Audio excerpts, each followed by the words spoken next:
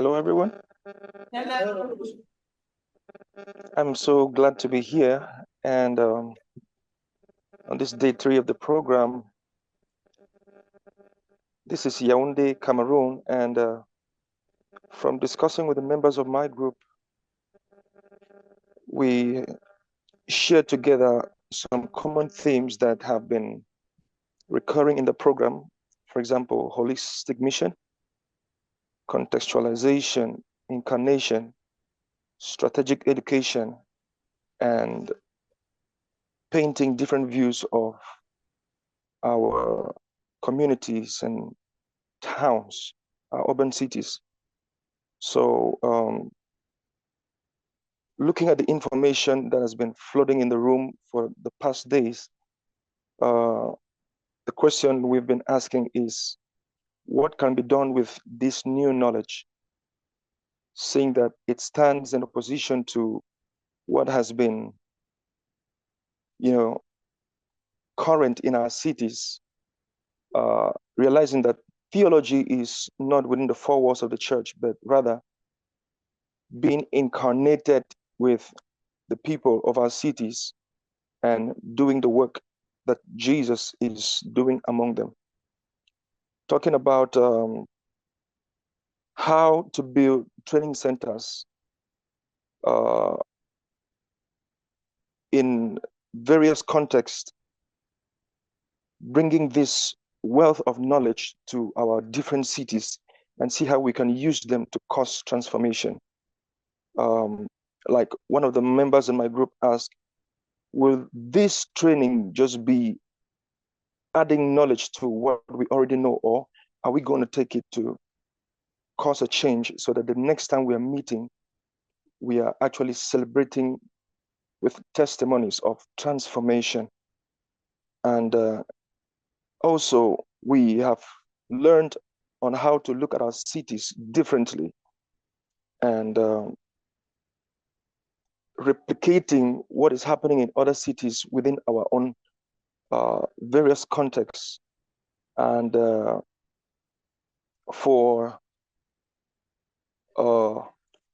excuse me, let me just go through.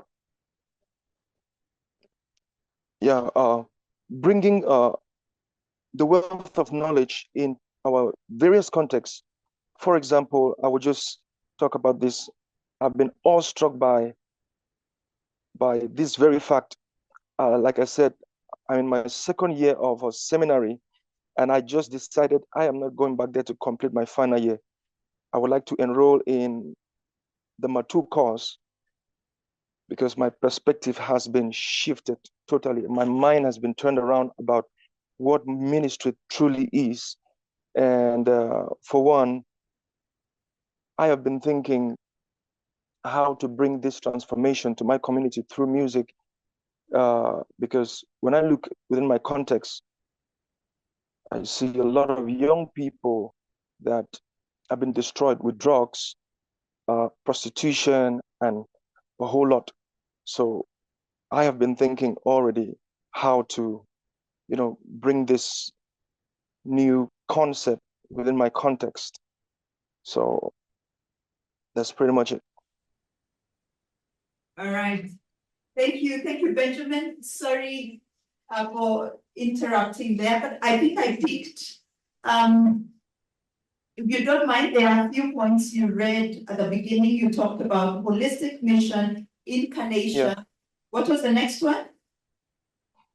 Holistic mission, incarnation, contextualization, strategic education. Strategic education. Yeah. Okay. Thank you. Just give me a minute.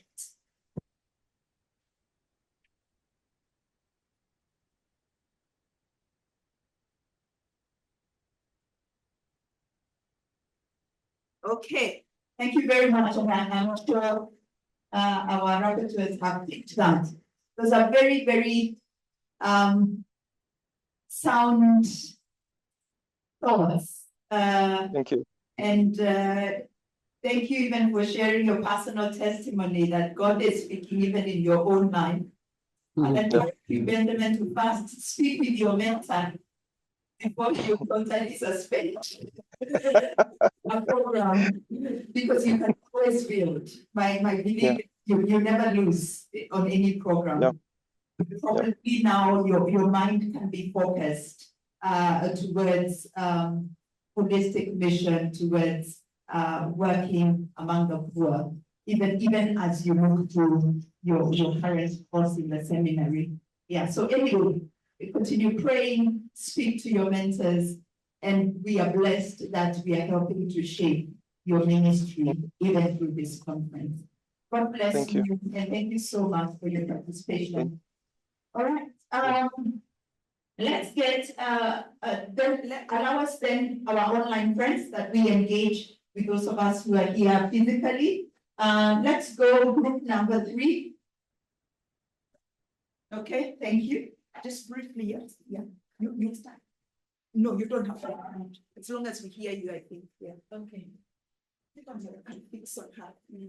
Hello, you can hear me? Yes.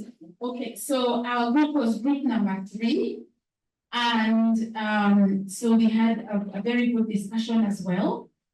And so some of the common themes that we picked up, the various centers for urban mission are collaboration, not competition. The space allowing for various agencies to come together and be able to share efforts and share resources and be able to meet the mission of the people around them. So again, we're building onto what they said online. We also mentioned that another common theme is immersion within the community that they serve. And this allows for localization, which then gives way to a relevant way of addressing real issues within the context of the community. And I think yesterday we talked about from conceptualization to concretization. So having these urban centers allows for that opportunity.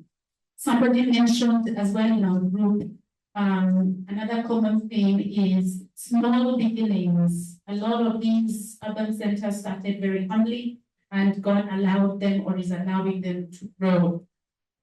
And we continue to see opportunities even for further growth as other agencies discover these urban centers and seek them out for additional areas of collaboration and sharing of efforts.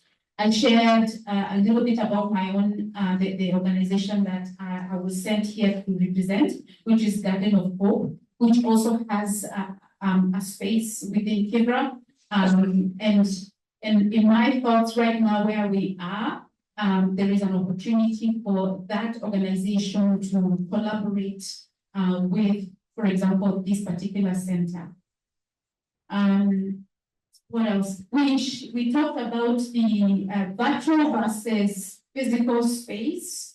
The physical space, of course, allows for a specific address where you can send people, where you can come to, where even workers, laborers in various agencies can come to for retreat, can come to for training, can come to for sharing ideas, etc., etc. So there is that advantage. And so when there is a physical address that is known within the community, it allows for people to be able to come to that physical address. On the other hand, having virtual collaboration sites, virtual centers of urban mission allows for global outreach.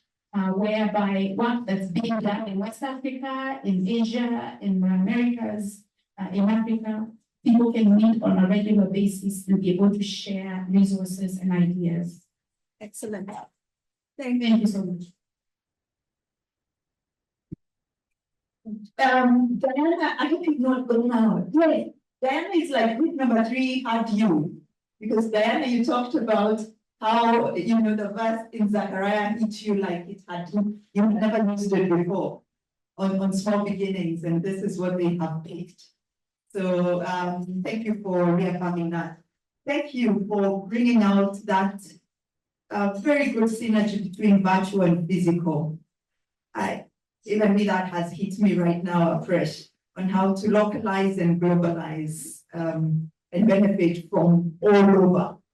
Thank you. Great. Group number 2. I hope you've not missed anything. Anything you need clarification, just tell me. Group number 2. You can stand. I think, I don't know if Kevin will get you so that they can see who's talking. I think I'm not going to repeat what others say. Yeah. It's just say what was unique to us in our group. I think one of the common things is that the focus is the stance among the poor. Another common thing is trainings and basically food development training. Yeah. Those that are accredited and others are local based or charge based. Basically for training leaders. Well, what was unique for us is the training that rooted in context, and that has been said. But also the in-all centers economic empowerment strengthening is key because most of the centers are among the poor, working among the poor. What inspires are that one is information and also drawing a lot of inspiration from Jesus' differential options for the poor. And also another inspiration, I think this is from Indonesia, inclusivity. And I think that has across that we have people are being welcomed, countries of the religious background, so that everybody is welcome. Most of the centers. But the challenge that came is the sustainability, that we noted that most of the centers are funded from outside. So sustainability is a big challenge for almost all organizations. Yeah, but also what was distinct is the seminaries are moving out from campus to the communities. And also using the same to recruit for the seminaries. Excellent. Thank you. Thank you very much, group number 2. I like that you picked up a challenge, which is sustainability of these centers. Everyone kept saying we receive support from our partners, not telling us where those partners are, and I think we all know because we are ourselves. But it also came out even from Colin's comments talking about totally depending on external funding. And I like what you brought out in terms of addressing that challenge and working towards economic empowerment of these centers. So we will be asking Simon Peter, what is your economic project to enhance sustainability? We'll be asking you, Elena, economic empowerment, but we can clearly see you're working with the communities, and I hope you're working within yourselves towards economic empowerment. And I think that is something we, possibly in the centers, we fail a little bit. We empower outside, but we rarely look at how do we empower our centers so that we continue doing what we are doing until Jesus comes back. Thank you for bringing out our character in terms of our focus, bringing our focus to Jesus Christ and his care for the poor. Thank you. And of course, the training, formal and non-formal, but in context. Yeah, thank you. Did you miss anything? Good to go. Group number 1. Now yours is half a minute. Can you use how will you be done? I've taken your time. Okay. Wow, I'll try. For group 1, what we found unique is a common passion for the work among the poor, irrespective of the diverse specializations that have been represented here. We have integrated nature of the educational programs and focus on social enterprise. Common themes we found is poverty, education, empowerment for transformation, love for the people, partnership and incarnation. And some of the things that are replicable and kind of inspirational to us, we discovered developing a contextual curriculum for our schools, ministry among the poor, and also an open-ended, or let me not use that, let me say that hospitable approach towards students irrespective of their religious backgrounds. Thank you. Okay. No, very well. So I doubt my rapporteurs had anything. But what we will do, like you promised, we will do that screenshot of your excellent points, and you'll give it to me. I have liked what you said, contextualized curriculum, and Viv actually brought that out yesterday. As you said, we are not colonialists in the virtual program, very clear. A contextualized curriculum, not dictated curriculum, but what works in your context. I like Tanzania. When we were there, my friend Decano from St. John's, Tanzania, working with Simon Peter, Daniel, and others, and the team there to develop a curriculum, they told us their government in Tanzania requires that each and every course, medicine, theology, whatever, has to have an element of community development.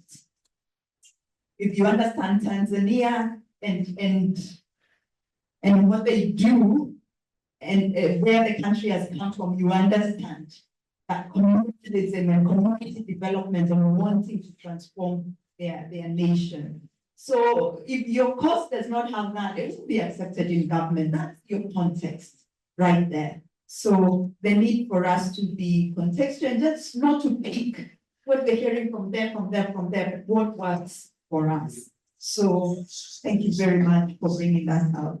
Social enterprises, thank you.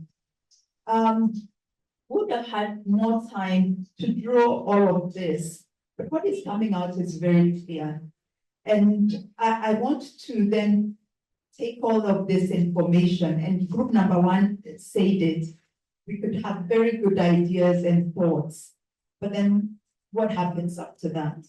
On Friday, we will have a meeting with the coordinating team and see how to loop in also others and pick up some of these things and start saying, this is some of the things we had, share it with you. What can you pick from your elements? So that when we meet again, the online group told us that we will have reason to celebrate for growth and progress. But small beginnings is what we are working towards. So thank you very much. Let me draw the session to a close.